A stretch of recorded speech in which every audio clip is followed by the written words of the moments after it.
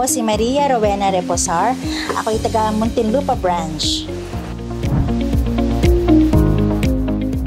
Una sa lahat, nakapokus sa low carb diet. Alam niyo naman, healthy po ako. Medyo kailangan natin to para masumpungan namin ano bang dapat namin gawin to prepare a healthy diet sa family. Hindi lang para sa pansarili, para din sa pamilya po namin.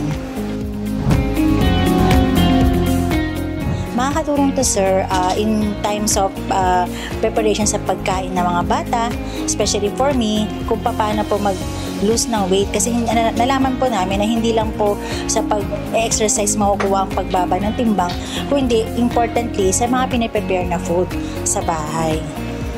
Sa lahat ng mga miyembro na hindi pa po nagme-membro ng aming organization sa Simbayanan ni Maria Cooperative, maaari po kayong dumulog dito at magpunta sa pinakamalapit na branch na malapit sa bahay niyo or pamayanan. Kasi po dito po, hindi lang po kayo may tinuturuan para maging maayos na miyembro, kundi may mga trainings din po na pinapa-attend ang mga bawat kasapi nito para maging especially skilled kami. At the same time, libre po siya.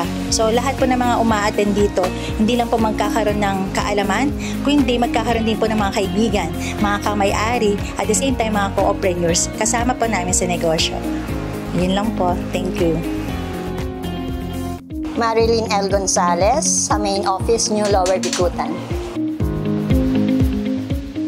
Based po sa natutunan namin kanina, para sa akin kasi mas maganda yung low carb, kaya mas naging interesado ako nung makita ko siya sa Facebook, yung announcement na magkakaroon ng seminar. Ayun, so naging interested ako kasi bukod sa akin, sa anak ko, sa mga anak ko, para mas maging healthy kami. Ayun, kaya naging mas interesado akong umattend at least malalaman ko kung ano yung mga dapat naming kainin at yung mga bawal po.